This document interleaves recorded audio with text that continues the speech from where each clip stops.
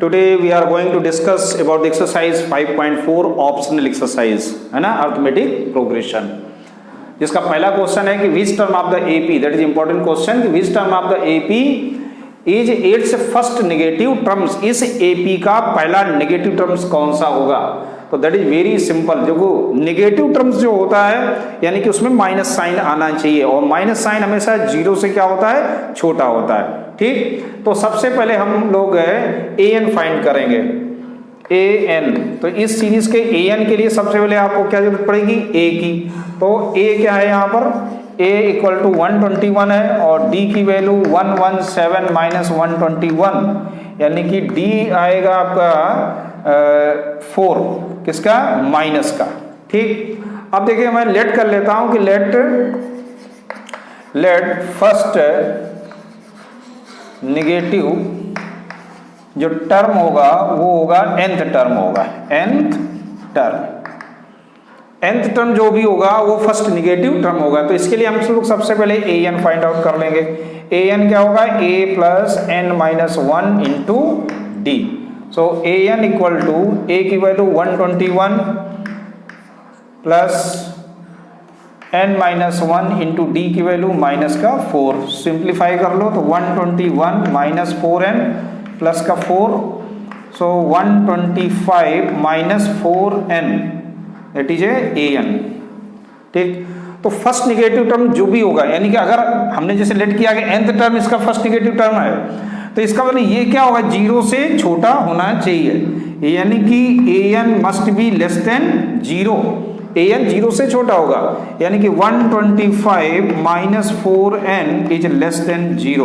अब जरा इसको सॉल्व करिएगा, देखो 125 हम दोनों साइड में माइनस कर देंगे, 125 दोनों साइड में आप माइनस इसको इस तरह से करोगे, इनइक्वालिटी सॉल्व करने का मेथड है ये दोनों कैंसिल हो जाएगा, तो ये बचेगा माइनस का 4n लेस देन माइनस 125।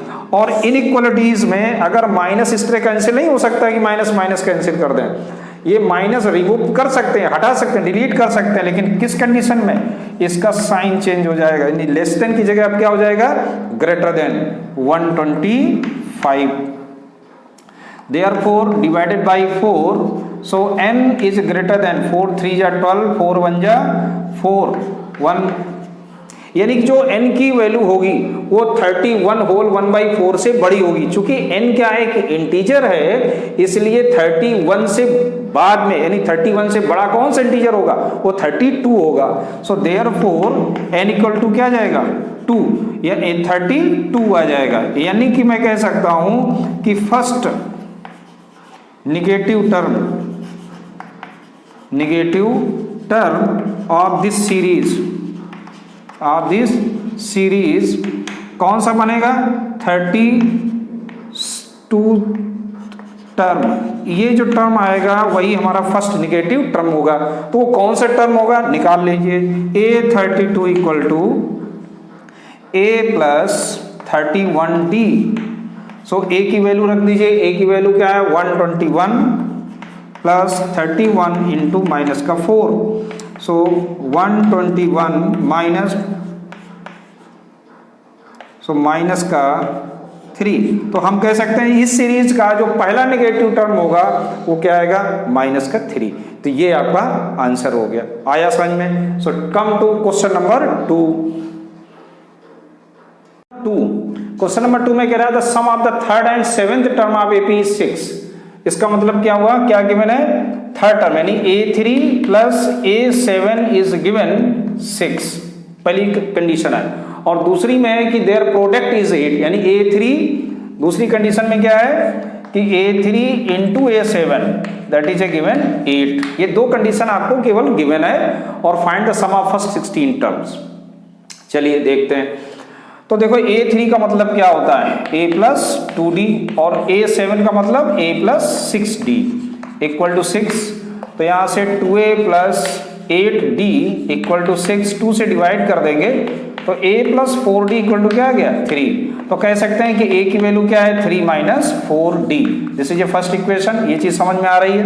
ठीक, अब चलते हैं इधर, a3 का मतलब a प्लस 2d से है, और ये a प्लस 6d है और ये इक्वल टू क्या है 8। अब हम लोग क्या करेंगे, यहाँ वैल्यू रख देते हैं a की, तो a की वैल्यू क्या है 3 माइनस 4d प्लस 2d और a यहाँ पर भी 3 minus 4d plus 6d equal to 8 और लिख देंगे क्या फ्रॉम फर्स्ट। तो ये बन गया 3 माइनस 2d और ये आ गया 3 प्लस 2d इक्वल टू 8। अब देखो यहाँ पर एक बार माइनस हो रहा है एक बार प्लस हो रहा है, तो यहाँ क्या आएगा 9 माइनस 4d स्क्वायर। फार्मूला मालूम है ना, a माइनस बी और a प्लस बी क्या होता है a square minus b square. तो ये आ गया 4d स्क्वायर इक्वल टू 8, ये 9 इधर जाएगा तो माइनस का 1 हो जाएगा, then d square equal to 1/4, then d equal to क्या आ गया प्लस माइनस 1/2। तो यहाँ d की दो वैल्यू आ गई, एक तो आई प्लस 1/2, एक आई माइनस 1/2, ठीक है ना। अब यहाँ पर हम लोग केस जनरेट करेंगे, ये तो एक पार्ट आपका कंप्लीट हो गया, ठीक। अब हम लोग लेते हैं पहला केस, क्या केस 1 में हम लोगों ने लिया d इक्वल टू 1/2। तो d अगर a 1/2 है तो a क्या आएगा 3 माइनस 4 इंटू 1/2 यानी 2 2 जा 4 यानी कि 3 माइनस 2 दैट इज ए 1। अब d 1/2 है और a क्या है 1 है, तो सम क्या होगा first 16 terms S16 equal to 16/2 2 into a plus 15 into d यानी कि 1/2। समझ में आ रहा है क्या, 2a plus n minus 1 into D, 16 है तो 15 हो जाएगा, d की वैल्यू 1/2। तो ये हो गया 8 2 प्लस 15/2, इसको सिंप्लीफाई करेंगे तो 2 2 जा 4 यानी कि 19/2 आ गया, 2 से कैंसिल हो गया ये, तो 19 4 जा 76। तो एक सम जो आया वो आया 76, किसमें केस 1 के थ्रू। अब चलते हैं केस 2 में। केस 2 क्या कहता है, केस 2 में हम लोग d की वैल्यू क्या ले लेंगे माइनस का 1/2 और तब देखते हैं a क्या आएगा, a तो वही है 3 माइनस 4d, तो 3 माइनस 4d d की वैल्यू 1/2 2 2 जा 4, तो ये बन जाएगा 3 प्लस 2 यानी कि a की वैल्यू क्या आ गई 5। समझ में आ रहा है ना, माइनस इंटू माइनस क्या हो जाएगा प्लस हो जाएगा, 5 आ जाएगा। अब देखिए d वालू हो गया 1/2 माइनस का है, a 5 है। अब मैं देखता हूँ यह 16 क्या निकालेगा, देखो 16/2 2a प्लस 15 इंटू d क्या है माइनस 1/2, तो ये आ गया 8 5 2 जा 10 माइनस का 15/2 और इसको सॉल्व कर लो तो 10 2 जा 20 माइनस 15 क्या आएगा 5, तो 5/2, तो 8 4 5 जा 40, अरे इसे कैंसिल कर दो है ना, तो कितना आ गया ये 20 आ गया। तो यहाँ पे जो आंसर निकल गया है वो दो नहीं आंसर निकल के आए क्या, तो इसका आंसर आया 20 एंड 76, ये दो आपके सम आ जाएंगे, किसके हैं ये सम S16 के, 16 टर्म के सम दो आएंगे, 20 भी आएगा और 76 आएगा। बात आ गई समझ में। So come to next question, question number 3। Number 3 में कह रहा था a ladder has rungs 25 centimetre apart. 25 centimetre है, 25 सेंटीमीटर की डिस्टेंस से इस तरीके से किसी सीढ़ी में आपके डंडे लगे हुए हैं, है ना, ठीक। अब आगे कह रहा है कि the rungs decrease uniformly in the length from 45। पहला जो डंडा लगा हुआ है यहाँ पे रॉड लगी है वो 45 सेंटीमीटर की है और ये धीरे धीरे डिक्रीज हो रही है, किसमें यूनिफॉर्मली एक सीक्वेंस में जा रही है, और लास्ट वाला जो रॉड है और रंग्स है वो कितना होगा 25 सेंटीमीटर का है, ठीक, यहाँ तक आया समझ में।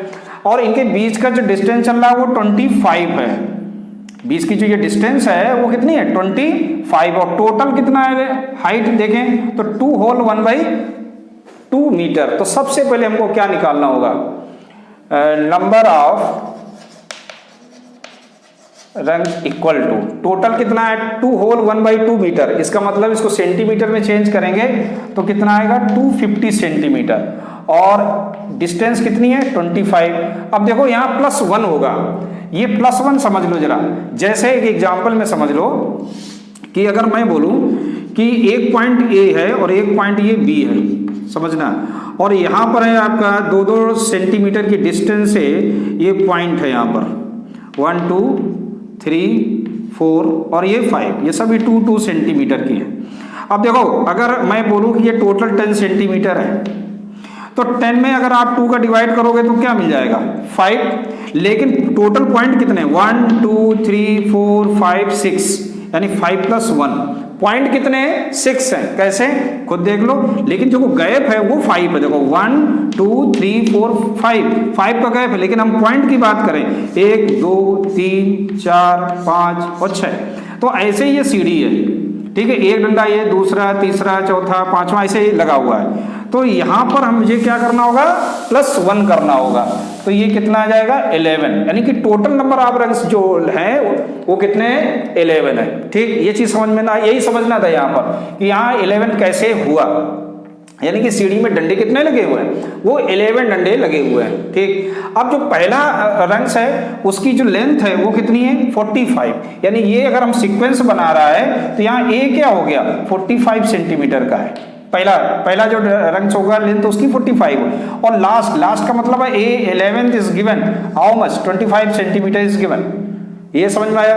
और n हमको ऑलरेडी मालूम है टोटल कितने हैं 11, तो पूछा गया व्हाट इज द लेंथ, यानी कि S11 आपसे पूछ रहा था, तो 11/2 A + L यानी कि 45 + 25, समझ गए ना। फार्मूला क्या होता है सिंस Sn = क्या होता है n/2 A + L, फार्मूले का हम लोग यहाँ पे यूज करेंगे।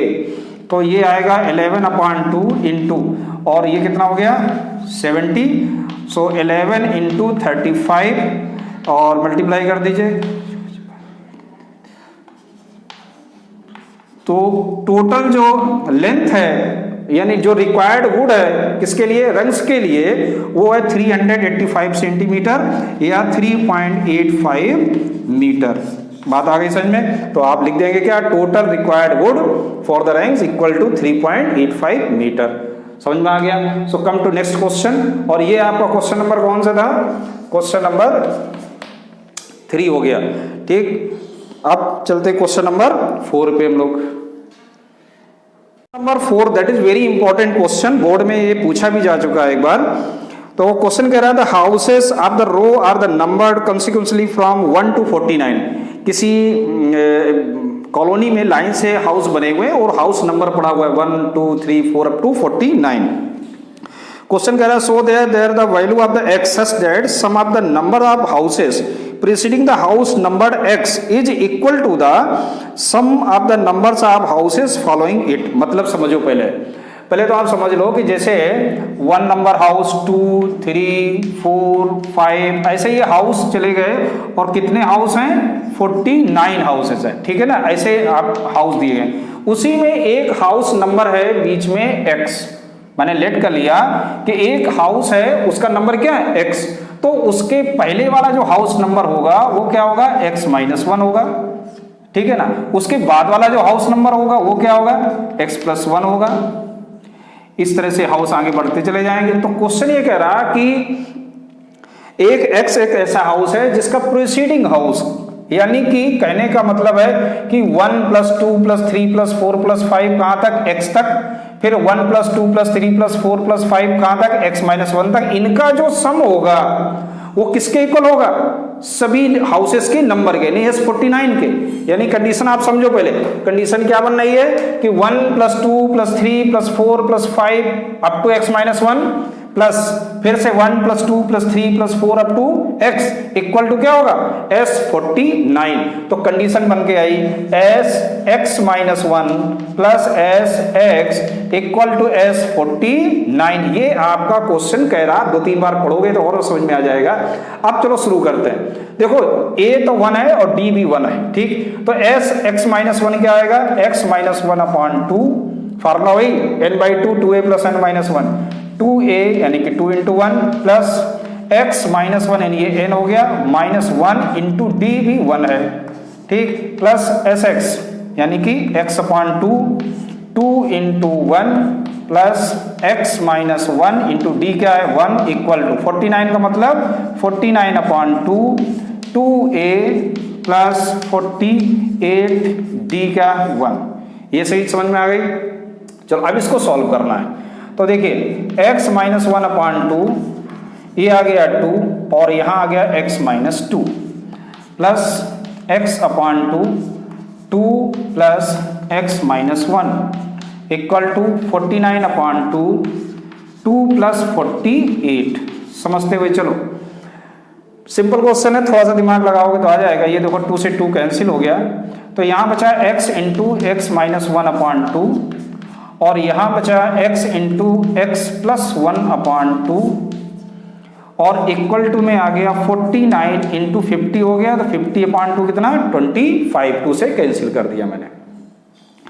अब देखो यहाँ पर x कॉमन है, यानी हम कह सकते हैं कि x अपॉन 2 या आप डायरेक्ट इसको प्लस कर दो तो आएगा x square minus x plus x square plus x और होल अपॉन 2 कहाँ चला जाएगा राइट साइड में 25 इंटू 2, तो x से x कैंसिल हो गया तो आया 2x square equal to 49 into 25 into 2, then x square equal to 49 into 25 into 2 whole upon 2 से 2 ये कैंसिल हुआ, then x equal to under root plus minus में आएगा 49 इंटू 25। तो जब इसको आप सॉल्व कर रहे हो तो क्या निकल के आएगा 7 इंटू 5 यानी कि 30 प्लस माइनस 35, लेकिन नेगेटिव नहीं लेंगे क्योंकि ये क्या है नंबर ऑफ हाउसेस हैं, वो नेगेटिव नहीं होते। So therefore x equal to 35 क्योंकि माइनस नॉट पॉसिबल। ये चीज समझ में आई। तो यही आपसे पूछा गया था कि फाइंड द, क्वेश्चन भी यही पूछ रहा था कि find the value of x। So value of x that is a 35। समझ में आ गया। So come to question number 5।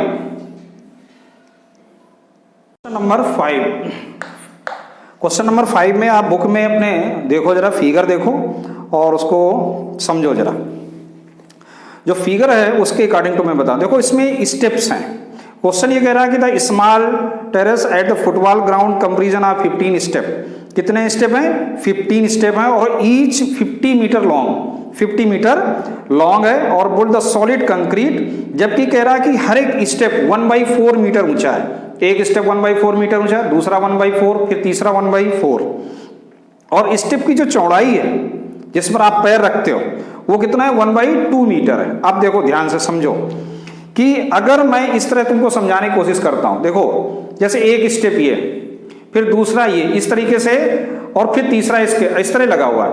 तो अगर मैं एक स्टेप की बात करूं पहले वाले की, तो इसकी जो ऊंचाई है, अगर मैं इसकी ऊंचाई की बात करूं तो ये 1/4 मीटर है। ध्यान से समझो, ये ऊंचाई कितनी 1/4 मीटर है और इसकी जो विड्थ है वो 1/2 मीटर है और जो 1/2 मीटर वो तो सबकी सेम होगी और इसकी जो हाइट है वो 1/4 मीटर हो गई और ये जो लेंथ है इसको लेंथ बोला गया। ये कितनी है आपको दी गई है, इसमें दी गई है 50 मीटर और ये कितनी है 50 मीटर। अब समझो अगर मैं इसको इस तरह अलग कर दूं, यहां से 20 से इससे काट के इसको अलग कर दें, तो इस स्टेप का आपको वॉल्यूम पता करना है। अब ये देखो स्टेप किस तरीके का है, एक क्यूबाइड शेप में निकल के आया जिसकी जो एल है वो हो गई 50, हाइट हो गई 1/4 और विड्थ हो गई 1/2। ये चीज समझ में आ रही। तो एक स्टेप की बात हो गई। तो कह सकते हैं कि हाइट ऑफ फर्स्ट स्टेप है ना, पहले की हाइट कितनी हो गई 1/4 metre and height of second step. अब जो सेकेंड स्टेप होगी उसकी हाइट ग्राउंड से बता रहा हूं मैं। देखो वैसे तो 1/4 मीटर, अब ग्राउंड से कितनी होगी तो 1/4 पहले वाली थी उससे 1/4 और प्लस हो जाएगी तो कितने हो जाएगी 2/4 मीटर हो गई। ऐसे ही हाइट ऑफ थर्ड स्टेप क्या होगा, थर्ड स्टेप तो वो हो जाएगी कितनी 2/4 प्लस 1/4 कितना हो गया 3/4। ऐसे ही चलता चला जाएगा, कहां तक चला जाएगा 15 स्टेप तक। अब देखो ये तो तुमको हाइट मालूम हो गई और जो स्टेप की विड्थ है आप कह सकते हैं कि इसमें जो दिया गया आप वही लिख लें तो ज़्यादा सही है। इसमें बोला गया कि 1/2 एंड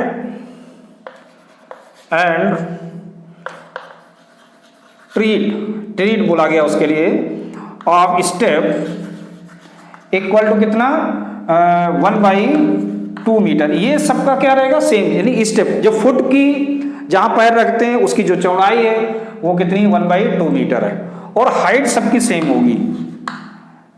इसकी लेंथ, जो लेंथ है स्टेप की वो कितनी है 50 मीटर। अब देखो एक स्टेप का पहले आपको वॉल्यूम निकालना होगा।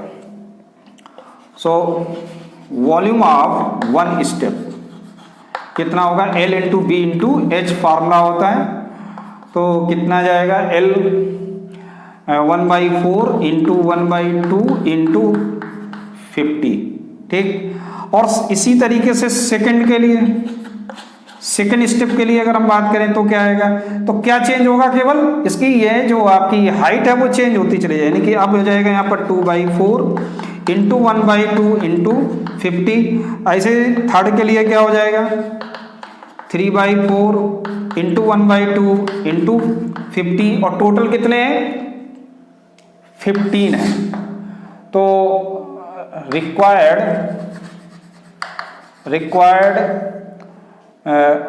कंक्रीट पूछा गया है ना, हाँ क्वेश्चन मेरे रिक्वायर्ड कंक्रीट है ना, कितना कंक्रीट लगेगा वो निकालना आपको। तो इक्वल टू, और ये क्या बन जाएगा S15 बन जाएगा। कितनी है स्टेप 15 है, तो चाहे आप S ना लिख के आप इसे V लिख दो तो ज़्यादा सुटेबल रहेगा, क्योंकि वॉल्यूम से रिलेटेड V15 निकालना है। अब देखिए V15 क्या होगा, इन सबका प्लस होगा, यानी कि कह सकते हैं कि 1/4 into 1/2 into 50 plus 2/4 into 1/2 into 50 plus 3/4 into 1/2 into 50 and dot dot, और लास्ट में क्या होगा A15 हो जाएगा। तो अब देखो इसमें सब में कॉमन क्या आएगा, तो सब में कॉमन है 1/4 और 1/2 और 50 कॉमन ले लो, तो यहाँ बचेगा 1 2 3 5 अप टू 15। देखो कितना सिंपल तरीके से हो जाएगा आपको क्वेश्चन। तो ये तो कैंसिल ही कर दो यहाँ पर 25, तो ये आ गया 25/4। अब यहाँ पर सम लग जाएगा फार्मूला क्या, n/2 यानी कि 15/2 2a प्लस 14 इंटू डी क्या हो जाएगा 1। ये समझ में आ रहा है, n/2 n कितना 15 हो गया, 2a क्या हो गया 1 n-1 यानी कि 15 इन -1 14 इंटू डी क्या है 1 है, तो 25/4 और इंटू 15/2 इंटू, और इसको प्लस कर दो तो 16 आ गया, 4 4 जा 16 2 2 जा 4, तो 25 2 जा 50 इंटू 15, तो 750 मीटर क्यूब। तो टोटल जो वॉल्यूम ऑफ कंक्रीट है वो 750 मीटर क्यूब यूज हुआ। ठीक, बात आ गई समझ में। तो ऐसे आपकी ऑप्शनल एक्सरसाइज 5.4 इज ओवर। अब हम लोग अगला चैप्टर है चैप्टर नंबर 6 ट्रायंगल। सो मिलते हैं ट्रायंगल में। Thank you.